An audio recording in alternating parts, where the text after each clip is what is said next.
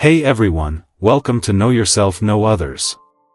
If you're between 25 and 50, especially in that 30 to 40 age range, you might find this video particularly relevant.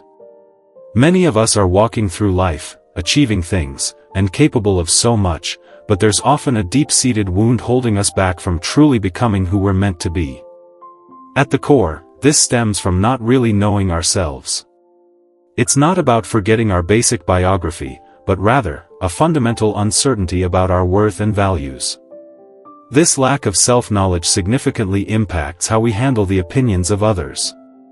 If this resonates with you, please hit that like button or subscribe to the Know Yourself, Know Others channel for more content on self-discovery.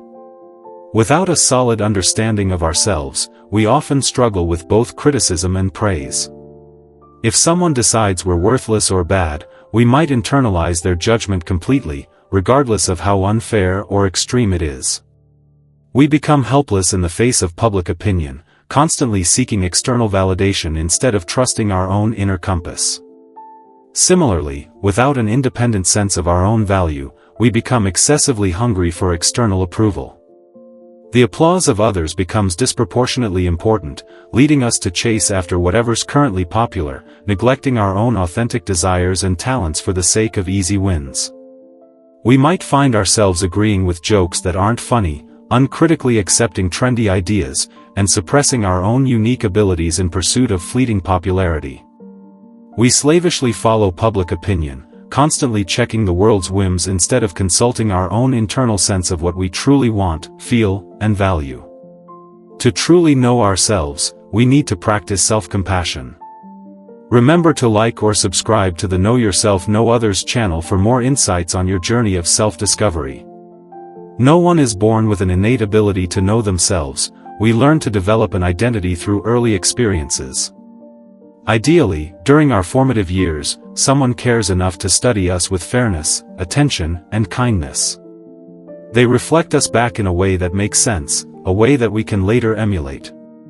This provides the foundation for a true self-portrait, which we can then build upon and enrich over time. It also acts as a shield against the distorted judgments of others. Knowing who we are is, in essence, the result of being properly known by someone else from the start. This initial identity formation often happens in small, seemingly insignificant but profoundly important ways. And it's worth subscribing to the Know Yourself, Know Others channel. For example, a parent might respond to a child's upset by saying, "Oh, that must really have hurt," validating the child's feelings. Or, they might say, "It's okay not to feel happy on your birthday," acknowledging and accepting the child's unique experience. Ideally, the child is not only known but also seen as likable. A good parent offers generous interpretations, always siding with the child and putting a positive spin on moments of frustration or failure. This forms the basis for resilient self-esteem later in life. Now that's the ideal, but things can, and often do, go wrong. So be sure to like and subscribe to Know Yourself, Know Others for more. A parent might provide mirroring that's out of sync with the child's reality, insisting, "Look who's such a happy little boy/girl," when the child is clearly upset. This can severely disrupt the child's ability to connect with their own emotions. Or, a parent might only offer a harsh and punitive interpretation of the child, constantly suggesting they're ill-intentioned or inherently bad. Perhaps the parent is simply disinterested, focusing their attention elsewhere. As a result, the child grows up feeling not only unworthy of care but also, because they haven't been adequately seen and mirrored, that they don't even quite exist. This feeling of unreality is a direct consequence of emotional neglect. Realizing that we lack a stable identity can be a sobering moment. However, with effort and support, we can begin to correct this issue at any point in our lives. Seeking guidance from a wise and kind individual, perhaps a therapist, can be incredibly beneficial. Someone who can study us closely, mirror us accurately, and validate what they observe. We can learn, maybe for the first time, how we truly feel and take our wants seriously.